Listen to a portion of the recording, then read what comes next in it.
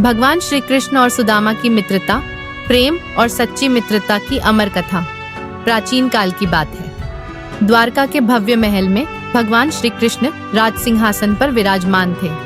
दूर एक छोटे से गांव में सुदामा नाम का एक ब्राह्मण अपने परिवार के साथ अत्यंत गरीबी में जीवन बिता रहा था।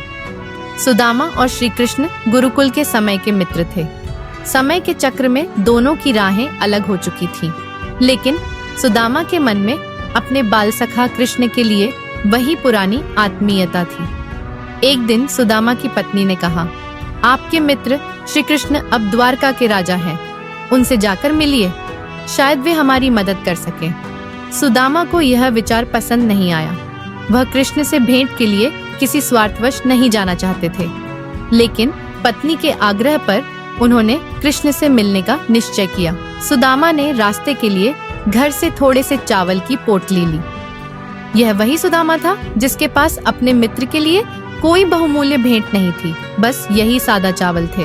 जब सुदामा द्वारका पहुँचे और राजमहल के द्वार पर खड़े हुए, तो द्वारपालों ने उन्हें एक साधारण ब्राह्मण समझकर रोकने की कोशिश की। लेकिन जैसे ही श्री कृष्ण को सुदामा के आगमन का पता चला, वे नंगे पांव दौड़ते हुए महल से बाहर आए।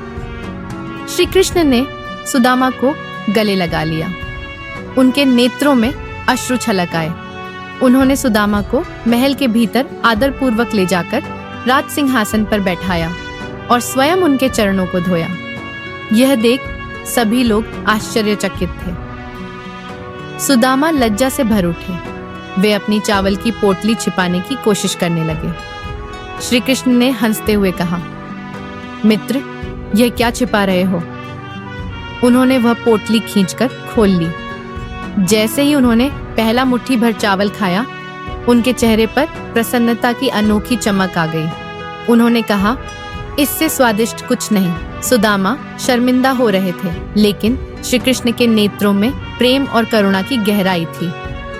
सुदामा बिना कुछ मांगे ही वापस लौट गए। जब वे अपने गांव पहुंचे, तो उन्होंने देखा कि उनकी टूटी फूटी झोपड़ी की जगह एक भव्य महल खड़ा था। उनकी पत्नी और बच्चे सुंदर वस्त्रों में थे। सुदामा समझ गए कि यह श्री कृष्ण की कृपा थी। इस कहानी में श्री कृष्ण ने हमें यह सिखाया कि सच्ची मित्रता और प्रेम किसी स्वार्थ या उपहार का मोहताज नहीं होता। उन्होंने सुदामा के प्रेम और भक्ति को देखा, न कि उनकी गरीबी को। यह कथा हमें यह भी सिखाती है कि भगवान के सामने भौतिक भेंटों का कोई मूल्य नहीं है। केवल सच्चे हृदय से भक्ति और प्रेम ही सबसे बड़ा उपहार है। आज भी सुदामा कृष्ण की मित्रता की यह कथा हमारे हृदयों में यह विश्वास जगाती है कि सच्चा प्रेम और मित्रता कभी भी भौतिक परिस्थितियों पर निर्भर नहीं होते।